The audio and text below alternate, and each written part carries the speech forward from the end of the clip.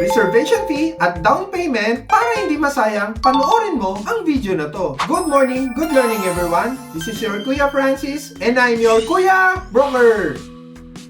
Mga ka-property, kung tayo ay bibili ng bahay at tayo po ay maglo-loan para hindi masayang ang ating reservation fee at down payment, here are the factors na kailangan natin malaman. Number 1, ang approved loan ay nakabase po sa dalawang aspect. The appraisal of the collateral, which is the property, at financial capacity ng principal at ng co-borrower. So kung ang 20% down payment or low down payment terms po ang prefer nila, better check if nakataya po ang property sa bangko. Kasi kung nakataya po ang property sa bangko, may LAA or agreement na ang seller at ang bangko na low down payment terms. So, i-check na lang po ang financial capacity ng buyer. Kung hindi pa po nakatayap ang property at low down payment po ang terms nila, better po wag po muna magpa-reserve at magpa-approve muna tayo sa bangko para ma-appraise ng bank ang property. Number 2, dapat at least 2 years regular employee at 3 years established na po ang business with ITR. May good income at maganda ang cash flow. Number 3, your monthly amortization should be at least 40% of your monthly income. If married naman po sila, your combined monthly income. Sa certificate of employment, kasama po nila lahat ng allowances, bonuses, and other incentives.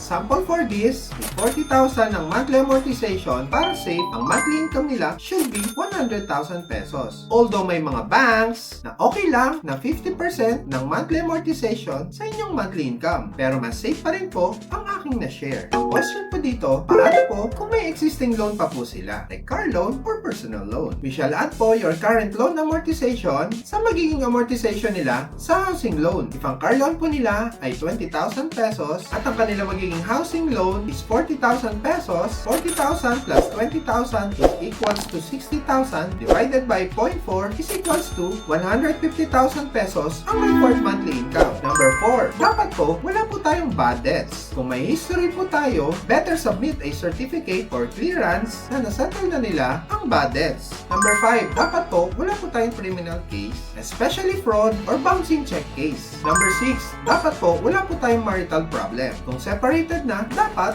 annul. Or else, kailangan kasama sa title at loan ang kanilang ex-partner. Number 7, the borrower should be 21 years old but not more than 65 years old. Number 8, dapat po healthy ang mga borrower kasi kasama sa paglo-loan ang pagkuha ng MRI or mortgage redemption insurance. Kaya mga ka-property, while we are actively earning, capable to buy at healthy, that's the best time to buy a property, lalo na kung tayo po ay mag-home loan. Kaya mga ka-property, bibili na ba kayo ng bahay this year? Pakisulat naman po ang inyong kasagutan sa comment section below. For more real estate tips, please follow and like Kuya Broker social media channels. Lamang po ang may alam. Again, this is your Kuya Broker. God bless po sa ating lahat.